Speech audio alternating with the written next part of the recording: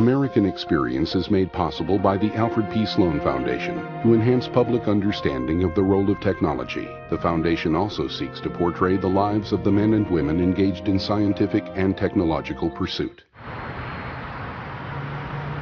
At Liberty Mutual Insurance, we do everything we can to help prevent accidents and make America a safer place. Liberty Mutual is proud to support American Experience. At the Scotts Company, we help make gardens more beautiful, lawns greener, trees taller. If there's a better business to be in, please let us know. American Experience is also made possible by the Corporation for Public Broadcasting and contributions to your PBS station from viewers like you. Thank you.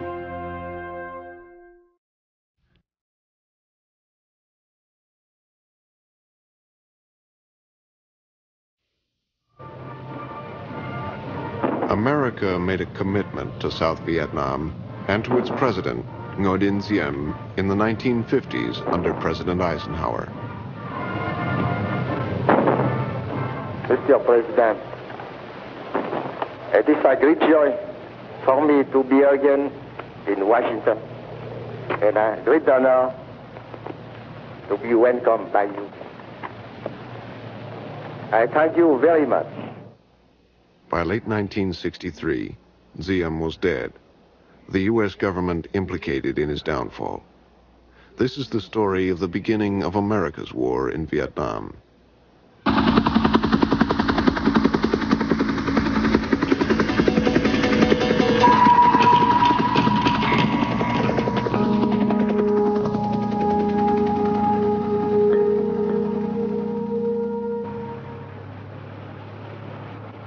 America had given France more than $2 billion to stop the communist-led Viet Minh in Indochina. But in 1954, after 8 years of war and 100 years of colonial rule, the French were defeated.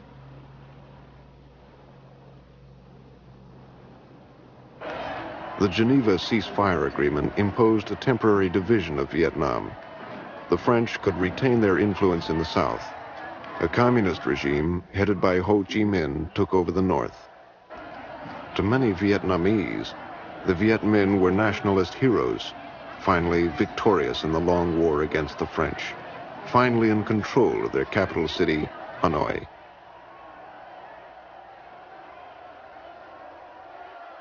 To America's leaders, Ho Chi Minh represented international communism directed by Moscow. And after China's fall to the communists only 5 years before, they saw Ho's victory as another threat to the West. I saw everywhere that there were people who were frightened and worried at the evidence, either in their own country or in very close proximity to it, of aggressive Chinese communist intentions.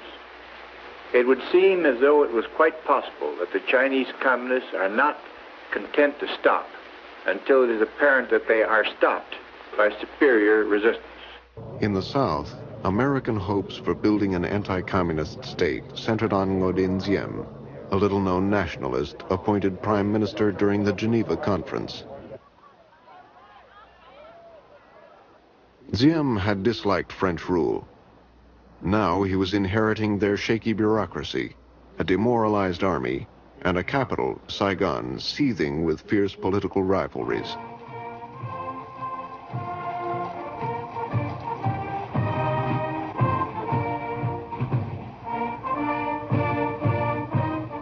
He also faced a 2-year deadline. The Geneva Agreements called for countrywide elections in 1956. If Ho Chi Minh won, the communists would control all of Vietnam. The Eisenhower administration was uncertain about Diem. Could he rally the southern population and stop the spread of communism? C'était en fin août 1954. It was the end of August 1954, a month and a half after my brother Diem had come to power. I arrived in Saigon to find that my brother couldn't count on his government workers. ni sur l'administration civile, puisque tout le monde because everybody was panicky, était tellement catastrophé, n'est-ce pas, tellement convaincu que la completely fin convinced était that the proche de end la was upon them. La conquête des communistes serait The advance, terminée, the communist victory, would be at any les moment. fonctionnaires n'avaient absolument plus aucune The government people had no intention of idée working. de travailler. Everybody was trying to figure out how they were going to get out of this hornet's nest. Diem had been appointed by Bao Dai, the playboy emperor picked by the French. He had few allies in South Vietnam. An austere Catholic, he had gone to America in the early 1950s and secluded himself in a New Jersey seminary. Father John Keegan. He was a mysterious kind of person because we didn't know quite exactly what he was all about. He didn't seem to us to be very important. He did dishes with us, and people of importance didn't do that. Students did that, or brothers did that, and here was Diem, doing dishes at the tables with the rest of the students. We were impressed with his devoutness. As seminarians, we were up at 5:30 in the morning, and Diem would already be in a pew, meditating, reflecting. He would attend Mass every morning, quite devoutly as far as we could see, and stay afterwards and pray. Was almost as though he were living the life of a monk. By the fall of 1954, refugees from the north, most of them Catholics, were fleeing towards the south. Many had worked with the French and they feared communist reprisals. Many expected that Diem, a Catholic, would favor them. About 900,000 Catholics under their village Catholic priests moved from north to south. There was only a handful of people that moved from south to north to get away from the Diem government. These refugees were settled by parishes in areas that were prepared for them by the South Vietnamese government. But they remained as Catholic enclaves, and very much as the Southerners, following our Civil War, objected to the carpetbaggers that came from the north and took over a good many of the political posts in the South, so also the South Vietnamese strongly objected to the Diem adherents who came south.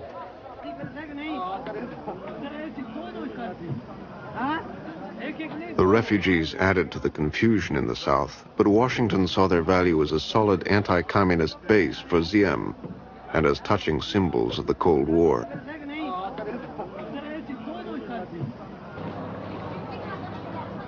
American agents assigned to the North used propaganda to spur the migration. Their chief, a veteran CIA specialist, was Colonel Edward Lansdale. Some people were very reluctant about leaving home, so that the efforts on the propaganda were informative and also sort of urging them or nudging them real hard to come to a decision quickly, because there would be a period when free movement wouldn't be permitted. So the orders to these people started turning into sharper and sharper form to get them to move and to overcome their reluctance at a time of great demoralization of the people. To signal the growing American commitment to Diem, President Eisenhower dispatched a new special envoy, his World War II colleague, General J. Lawton Collins.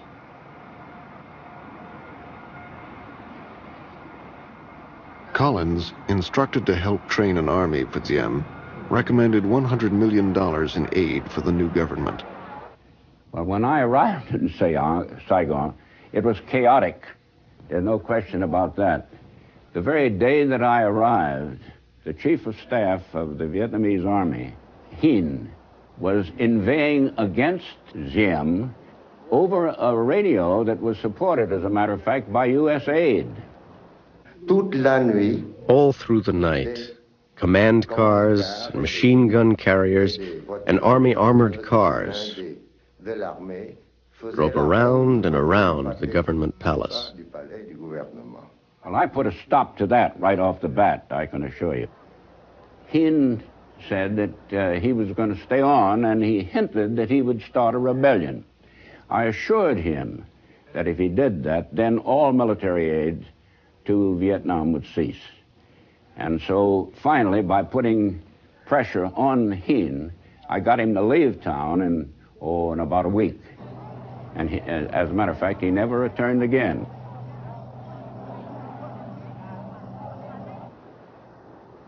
More challengers emerged from the chaos of South Vietnamese politics.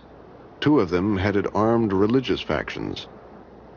Another, backed by the French, was a former river pirate, now a notorious gangster and opium dealer. Bai Vien was his name. He controlled the secret police, mind you, of Vietnam. He also controlled all the houses of prostitution and the gambling joints, and this was the source of his strength. Bai Vien tried to make a deal with Diem, but Diem refused. In open defiance of the powerful gangster, he staged a symbolic burning of opium pipes. Then he attacked Bai Vien's headquarters, located in Saigon's Central Police Station. Diem's challenge seemed nearly suicidal to Collins, but Lansdale, now Diem's closest American advisor, believed in him. Diem was laughing at me. We were out on the front porch, and he said, "You were standing about where I think the first shell is going to hit, and it's going to be coming in about 20 minutes, and you better get out of here. And I'm not initiating. I'm receiving here." And sure enough, 20 minutes later, the firing broke out against him.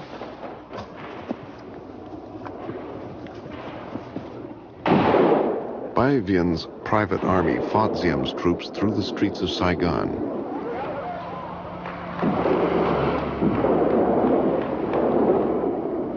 The risks for Diem were enormous. Unless he could consolidate his power, he would lose American support. He had already lost Collins. I liked Diem, but I became convinced that he did not have the political knack nor the strength of character politically to manage this bizarre collection of people in Vietnam. We have called General Collins back here, a man in whom we've have the greatest confidence and who has been right in the thick of things out there and who has been supporting, of course, Premier Diem. Now, there have occurred lots of difficulties. People have left the cabinets and so on. You know what most of those difficulties are. It's a strange and it's almost an inexplicable situation, at least from our viewpoint. Diem prevailed. Blocks of Saigon lay in ruins, but he had crushed his enemies. Their surrender was a personal triumph for him, but it set a dangerous pattern. Distrustful and stubborn, Diem would never compromise. He would confront and defy all opposition. And the government of Diem, which seemed to be almost on the ropes a few weeks ago, I think is reestablished with strength. Vietnam is now a free nation, at least the southern half of it is, and it's not got a puppet government. It's not got a government that we can give orders to and tell what we want it to do or we want it to refrain from doing. If it was that kind of a government, we wouldn't be justified in supporting it. In the early days, just after his installation, when he took over, we had this group of Americans, all of whom had tremendous ideas of how to further the efforts of the country, of how to get this thing rolling, of how to get the country started, get the government organized and formed and going. We convinced him that he was not too well known, and that Ho Chi Minh was very well known by everybody, and therefore he should build up his popularity. He made a series of long trips throughout the countryside, got big receptions. There was, of course, an organized claque to get them enthusiastic. And he began to believe in this, that this was a good public relation ploy, that he could succeed in being a popular president. Ho Chi Minh's followers believed the countrywide elections in 1956 would bring them to power in a reunified Vietnam. They had withdrawn their troops from the South, but the Geneva Agreements allowed their political organizers to remain there and rally support for Ho. I and my family were very happy and supportive of the Geneva Agreement because we believed that there would not be any reprisal against the people who regrouped to the north and those who remained behind. We thought that in 2 years we would have a free and fair election in which the people could freely choose their own government. The U.S. had opposed the Geneva Agreements, but pledged to respect them. Diem, who had condemned the accords, now resisted the nationwide election.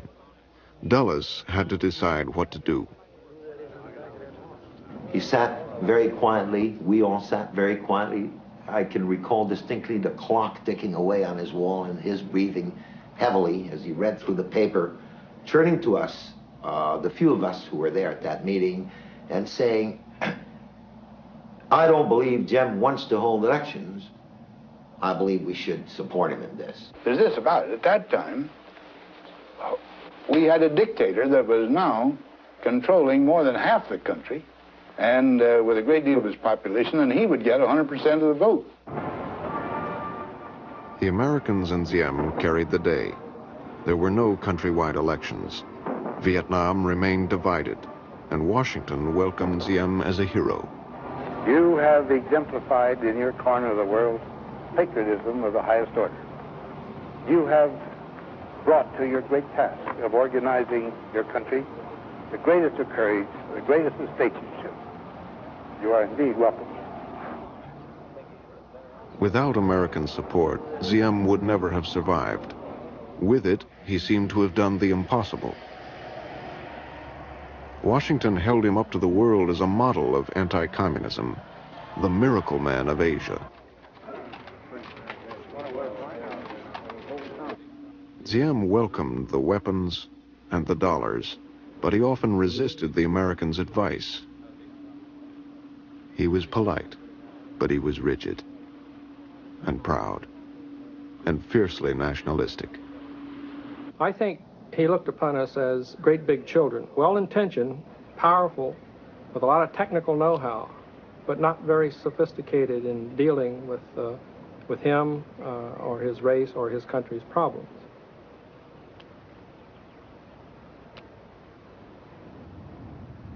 During the late 1950s, Diem's problems grew.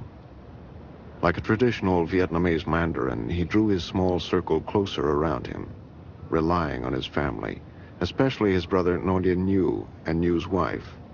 Their secret police, run by Nhu, set out to eliminate communists and other dissidents. After the Viet Minh Army regrouped to the north and the Diem regime took over the south, repression began. Those of us who had directly fought against the French and people who had helped organize the resistance against them were the special targets of Diem's revenge.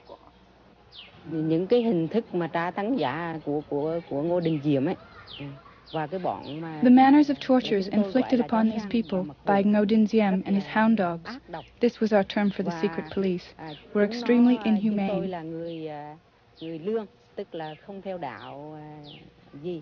We were not Catholics, we only worshipped our ancestors.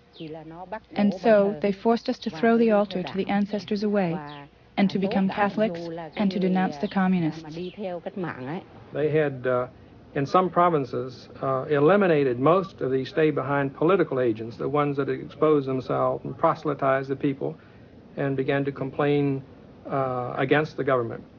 But in doing this, with this heavy-handed police apparatus that he had set up, they also harmed and incarcerated and eliminated a lot of people who were not involved with the communist movement. As the Americans and Diem became more and more repressive, people started telling us we'd have to fight.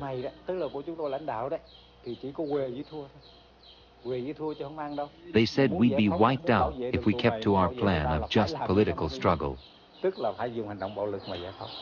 Nhân dân miền Nam sẵn sàng hy sinh, đương đầu với đế quốc Mỹ, đế quốc nguy hiểm nhất để giải phóng miền Nam. 14 triệu người đã đứng dậy làm cuộc kháng chiến lần thứ hai. This film marked a new phase of the struggle in the South. The formation in 1960 of the National Liberation Front, a communist organized coalition of anti-Diem forces. nhân dân miền Nam đang viết lên những trang sử. Denied the election promised at Geneva and nearly destroyed by Diem and News police, the communist leadership and its southern supporters decided to go back to war. It would be, they said, a war of national liberation against Diem and against the American presence in Vietnam.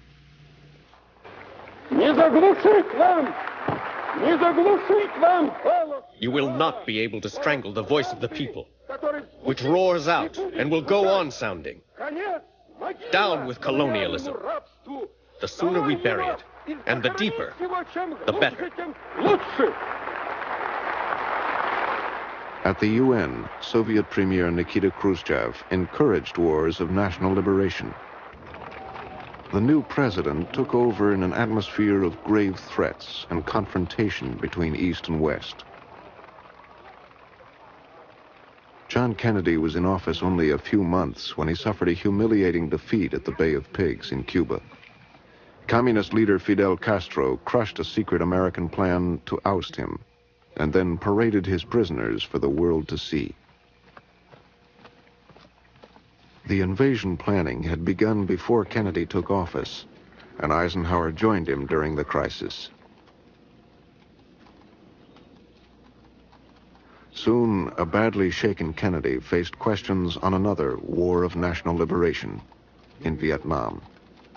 The problem of troops is a matter and the matter of what we're going to do to assist Vietnam to retain its independence is a matter still under consideration. There are a good many which I think can most usefully wait till we've had consultation with the government, which up to the present time, which will be one of the matters which Vice President Johnson will deal with, the problem of consultations with the government of Vietnam as to what further steps could most usefully be taken.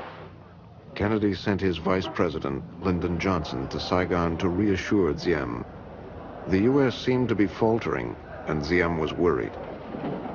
Johnson performed like a Texas politician on the campaign trail. Tell them that in the battle for Britain, when the clouds were over the little island of England, Churchill said, "We'll fight them in the alleys, in the streets." On his tour around Saigon, Vice President Johnson has stopped his motorcade. He talks to just about anybody around. Now he's taking a ride in what's known as a pedicab. Johnson really enjoys this kind of thing. Nothing phases him. He tries everything.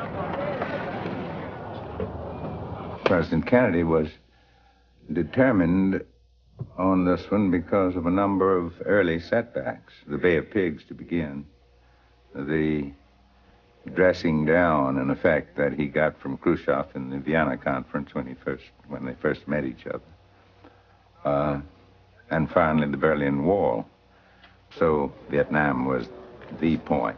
Kennedy and his men saw themselves in a struggle with Khrushchev for the loyalty of new nations. To them, national liberation was code for communist aggression. South Vietnam is already under attack, sometimes by a single assassin, sometimes by a band of guerrillas, recently by full battalions. The peaceful borders of Burma, Cambodia, and India have been repeatedly violated, and the peaceful people of Laos are in danger of losing the independence they gained not so long ago. No one can call these wars of liberation, for these are free countries living under their own governments. Nor are these aggressions any less real because men are knifed in their homes and not shot in the field of battle. In October 1961, two key Kennedy advisors, General Maxwell Taylor and Walt Rostow, arrived in Vietnam. Their visit coincided with a serious flood. They recommended a big increase in military aid, including U.S. combat troops disguised as flood fighters. Diem said no to the troops. He needed U.S. support, but he wanted to keep control, and he wanted to keep the foreigners out. He feared an overwhelming American influence. That was one of the reasons he didn't want American combat forces. He was, to my mind, prescient in this. Said, in effect, he thought it would be a bonanza for the Viet Cong. Kennedy, too, was reluctant to send ground troops, but he wanted to be tough. The answer for little wars, guerrilla wars like South Vietnam's, was counterinsurgency. Special forces like the Green Berets were sent to train the troops of threatened countries. They went in small numbers, but they brought with them the best of American military technology. Counterinsurgency was stylish and exciting, and it suited JFK's needs perfectly. One of its strongest proponents was Kennedy aide Roger Hilsman. My idea was that the role of the special forces were to train Vietnamese to behave as guerrillas, harassing the supply lines down through the mountains of the Viet Cong. And the American special forces were to train their special forces to do that. The communist-led movement in the South, now termed the Viet Cong, had made big gains in 1961. With increased U.S. aid and the new counterinsurgency program, Kennedy raised America's ante. He could win this limited war with a few American advisors, a lot of American hardware, and a positive attitude. I feel that being humble and putting yourself in their position is a way to do it. I have gone out and helped them pick watermelons. I walk around with my bodyguard, he and I, and we go visit them and drink tea with them in the houses, in their house. And this is an oddity to them because they can't imagine that an American can put himself in this position. So therefore, it's going to be the man who can give them the most, show them that they can support them better, that will win their confidence and win their support. And as you know, it's the man who gets the support of this farmer who is going to eventually win this war.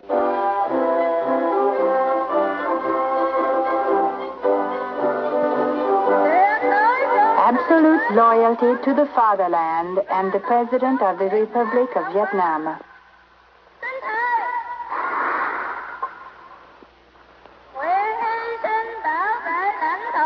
We swear to sacrifice ourselves to defend our country and the personalist Republic regime.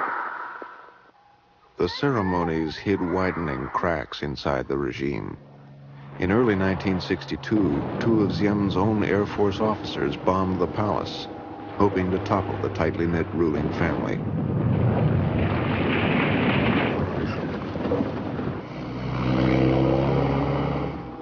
Madame Nhu was injured. Just next to me was a bomb that had fallen. It was fat like this, just like a little pig. It hadn't exploded, it was just there. And I was just there, too. Are you afraid of death? Me? Oh, no, not at all. Because in my country, death is always just around the corner. If you're afraid of it, you can't do anything. The Viet Cong had assassinated 500 civilians and Diem officials and killed 1,500 of his troops in the first half of 1961. VC influence in the countryside was growing. Diem's brother, Nhu, encouraged by U.S. advisors, promoted a program to isolate peasants from the guerrillas. He ordered the construction of thousands of fortified villages, strategic hamlets. We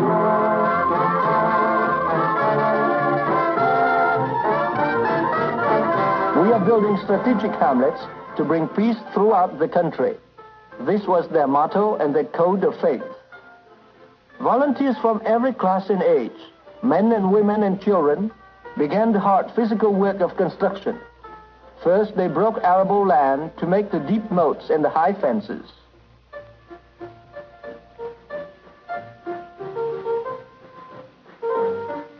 First came the moat around the entire village. The bamboo spikes, making an ancient but thoroughly efficient protection against invaders, have become the trademark of the strategic hamlets, and each spike is cut and set by willing hands. In reality, life inside the spiky perimeter didn't measure up to the ideal. Diem's half-hearted land reform in the 50s had failed, and now the already resentful farmers were forced to relocate to the hamlets, which were targets for Viet Cong attacks. Defense Secretary McNamara toured some hamlets with Ambassador Nolting in May 1962. Though American officials had private reservations about the program, McNamara publicly praised it. The Americans were trying to be optimistic. Major, how would you say the war was going in your sector? Well, I think here lately, it's going a lot better. I think we're beginning to win the people over. Our operations are going better. We're actually getting VC. What evidence do you have that you're winning the people over? Well, we've got this strategic hamlet program going on. When we go out on these operations, it seems like the people are more friendly. Several times recently we've had people warn the Vietnamese troops that there was an ambush ahead or something like that. This means the people are getting on our side. It was just a year ago that you ordered stepped up aid to Vietnam. There seems to be a good deal of discouragement about the progress. Can you give us your assessment? No, we are putting in a major effort in Vietnam. As you know, we have about 10 or 11 times as many men there as we had a year ago. They are, we had a number of casualties. We put in an awful lot of equipment. We're going ahead with the strategic hamlet proposal. Some phases, the military program has been quite successful. There is great difficulty, however, in fighting a guerrilla war. You need 10 to 1 or 11 to 1, especially in terrain as difficult as South Vietnam. But so we're not, we don't see the end of the tunnel, but I must say I don't think it's darker than it was a year ago, in some ways lighter. But there was rising opposition to Diem's government, especially to his brother Nhu, who controlled the secret police and an elaborate intelligence network. Brilliant and eccentric, Nhu was at war not only with the communists, but with all critics of the regime. My husband, he was very unhappy with, on one side, his brother, the other side, his wife. He considered both of us as babes in the woods. He said to his brother, you should be a monk, and you, to me, just keep quiet. Don't say anything. Vietnam had been a concern to the Kennedy administration, but it was not a major concern. Suddenly, in the spring of 1963, it became a crisis. Buddhist groups protesting that Diem's soldiers had killed 8 worshippers while breaking up a gathering in Hue began a series of demonstrations. At first, Diem and his family did not take the Buddhists seriously. My brother Diem, the president, never stopped giving aid and good advice to the Buddhists. He used to say to them, try to do something to reorganize your religion. As it is now, just about anyone can say he's a good Buddhist. All he has to do is shave his head and eyebrows and put on a robe. As the demonstrations grew, Diem rejected compromise and met the challengers with force. A Buddhist monk, Thich Quang Duc, countered with a traditional act that horrified the West. The Reverend Quang Duc decided to dedicate his body as a torch to light the struggle to preserve religious teaching. I saw him step out of his car and assume the lotus position. Then a monk stepped forward and helped the Reverend pour gasoline on himself. At that moment, a flame engulfed his body. thì là chúng tôi thấy ngọn lửa của Hòa Thượng bốc cháy. The photos hit the front pages in America and were on Kennedy's desk in the morning. Quang Duc had become a martyr. Saigon students joined the Buddhists, and the protests against Diem exploded. During the Reverend Quang Duc's cremation, everything was burned except for his heart, which remained intact. His heart was set on fire 2 more times, but it still did not burn.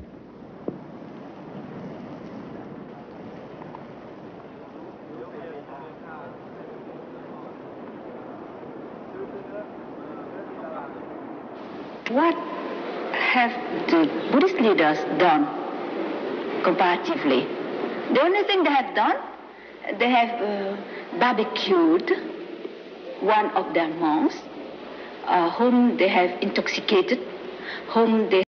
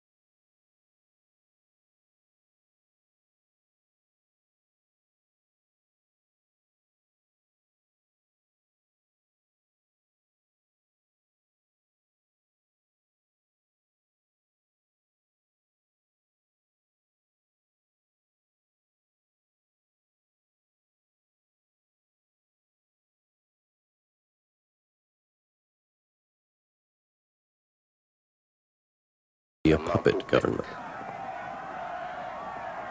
In the convulsive summer of 1963, events raced far beyond Washington's control.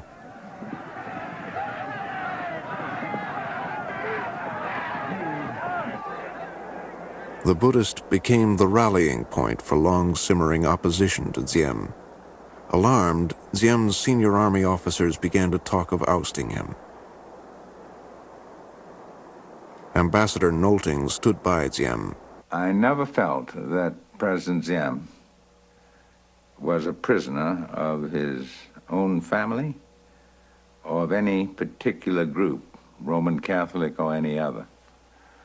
I felt that he had a very difficult job to govern the country in a way which would not permit the Viet Cong to take over.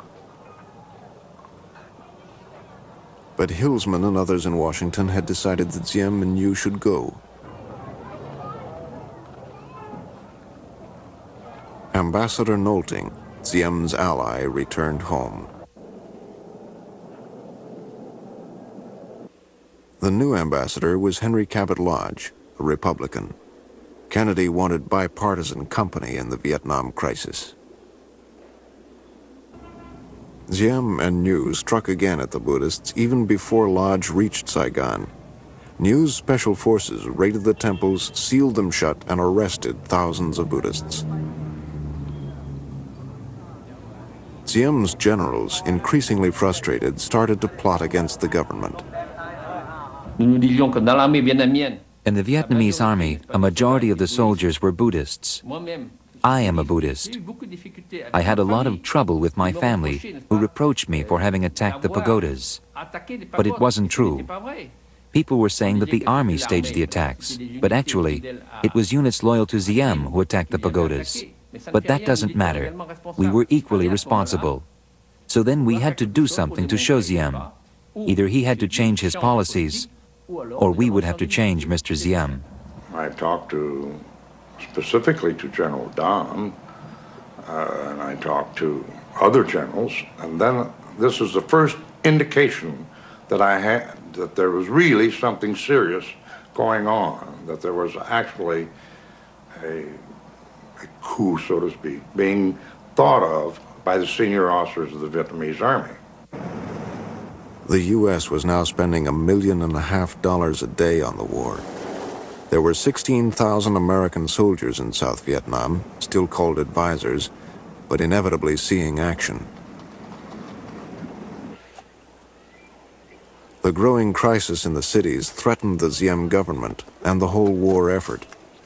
The generals, through Con Yen, secretly asked Lodge for American support in their plot to topple Diem.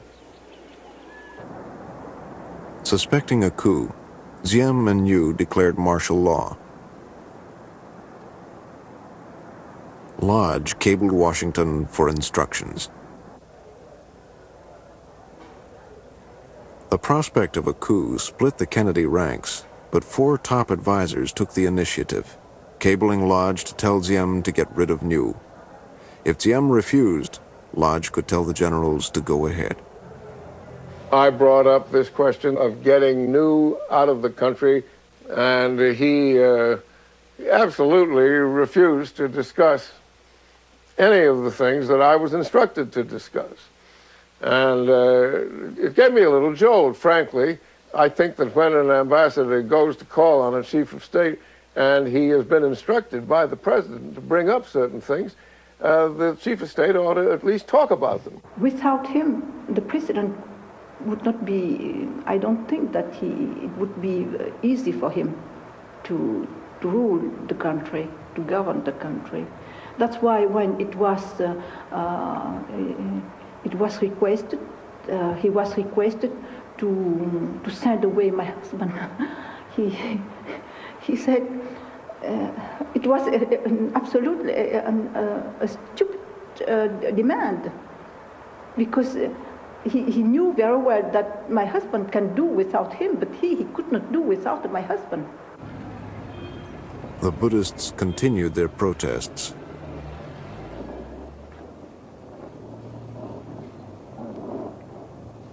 And the tensions in Saigon now reverberated in Washington, where Kennedy still had doubts about a coup. The president wavered. Then, in a television interview, he sent a subtle but sharp signal to Diem. In the final analysis, it's their war. They're the ones who have to win it or lose it. We can help them, we can give them equipment, we can send our men out there as advisors, but they have to win it, the people of Vietnam, against the communists. We're prepared to continue to assist them, but I don't think that the war can be won unless the people support the effort. And in my opinion, in the last 2 months, the government has gotten out of touch with the people. Do you think that this government still has time to regain the support of the people? With changes in policy and perhaps in personnel, I think it can.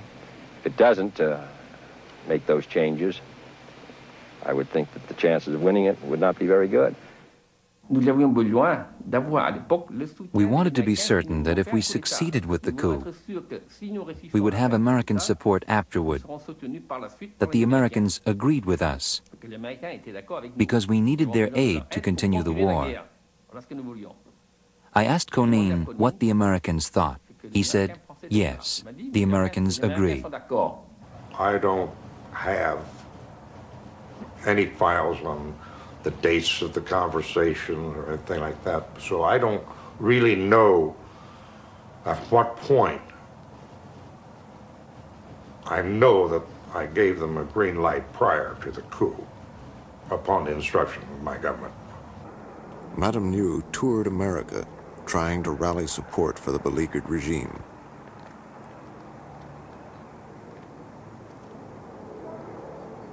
At the same time, Nhu hinted that he might make a deal with the communists. Pourquoi êtes-vous anticommuniste? I am an anti-communist from the point of view of doctrine. I am not an anti-communist from the point of view of politics or humanity. I consider the communists as brothers, lost sheep. I am not for a crusade against the communists, because we are a little country, and we only want to live in peace. On October 26th, Vietnam's National Day, Diem reviewed the troops. He knew that a coup was being planned. And he was, I bet you he had every possible resource that he had at his disposal out trying to find out where they were and how to destroy it. Lodge, through Konin, had signaled his approval of the general's plan. But suspecting a double cross, the generals refused to reveal the date for the coup. It began on November 1st. And it was just a little after 1 when we heard the first shell go off. And then we went up onto the roof, and you could see the planes dropping bombs, and you could see the troops starting to come down the street, and the thing was really on. Do you remember what your own feeling was at seeing all that? Well, my own feeling, well, I've sort of been living with it for several weeks. So I can't say I was surprised, but of course it's always a very interesting thing to see people shooting.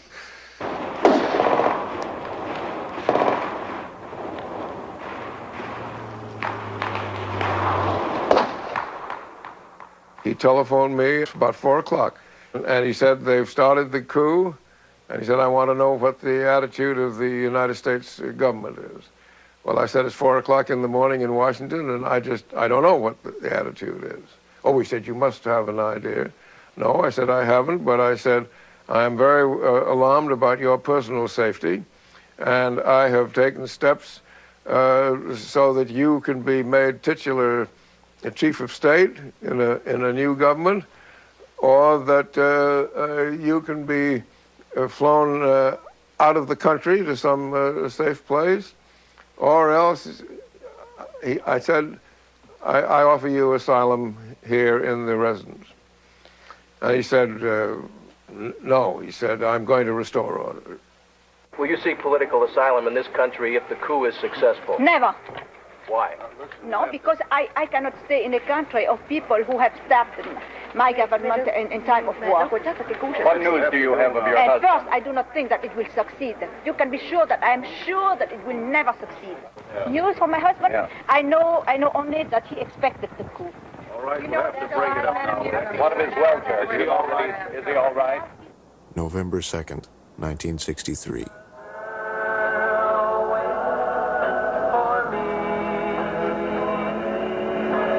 You're tuned to the 820 AM spot, the 99.9 FM spot. This is AFRS Radio in Saigon. The time now is 1 o'clock. The American ambassador and the Commander Military Assistance Command announced that all Americans are cautioned that a curfew from 2000 hours last night to 0700 hours this morning is in effect for the Saigon-Cholan-Jia-Din area. For their own safety, Americans should stay off the streets unless movement is absolutely necessary for conduct of official business.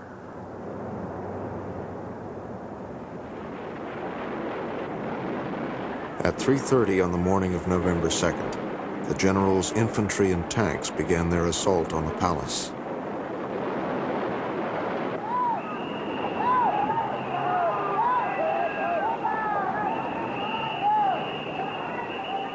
When they broke through, Diem and Nhu were gone. I tell you that if really the Ngo family have been treacherously killed, in that affair it will be only the beginning of the story. As the soldiers sacked the palace, the generals searched for Diem and Nhu. Finally, they made contact, and General Min, called Big Min, dispatched a convoy to get them. One of the group who'd gone to get the two brothers, a general named Mai Hu Swan, came to the door of the office, saluted, and said to Big Men, "Mission accomplished." Within minutes after he was killed, I got the word. And what? He and his brother left the palace, the Zhalong Palace, and went in this underground passageway to this Chinese merchant's house in Sholan, the Chinese section of Saigon. And in the morning, they went into the Roman Catholic Chinese church. And when they came out, there were armed men and an armored car, and they were pushed into the armored car and, I believe, shot inside the armored car.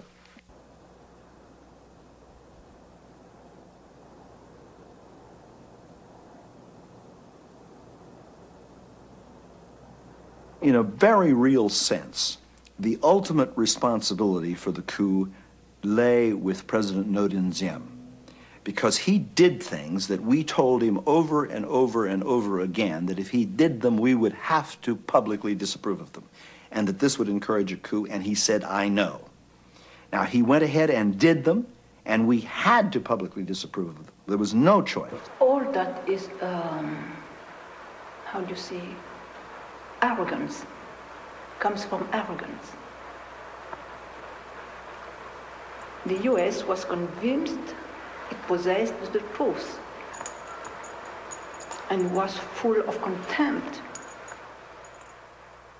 My own view was that even at that point, we would have done much better to stick with the constitutional government, or at the very least, to have let them know that our policy was changing. I don't think it was fair, just, or honorable to an ally of 9 years to do this behind his back.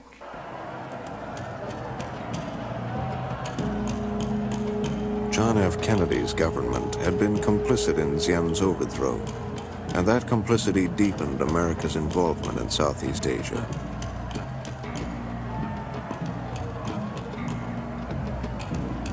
But Kennedy's death in Dallas only 3 weeks later overshadowed the assassinations in Saigon.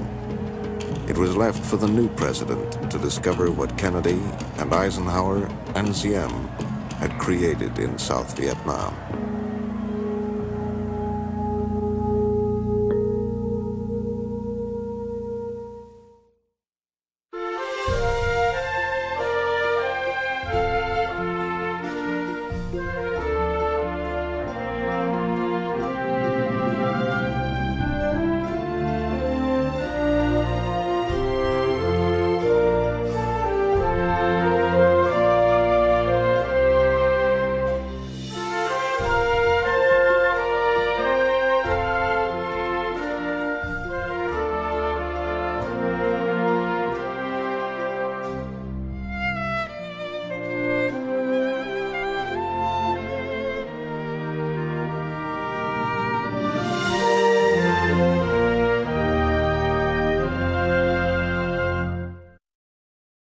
American Experience is made possible by the Alfred P. Sloan Foundation to enhance public understanding of the role of technology. The foundation also seeks to portray the lives of the men and women engaged in scientific and technological pursuit. How do you get a weed-free lawn, a healthy garden, a home that's pest-free?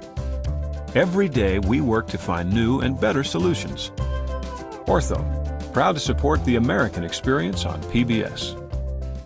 At Liberty Mutual Insurance, we do everything we can to help prevent accidents and make America a safer place. Liberty Mutual is proud to support American Experience. American Experience is also made possible by the Corporation for Public Broadcasting and contributions to your PBS station from viewers like you. Thank you. Major funding for this program was provided by the National Endowment for the Humanities.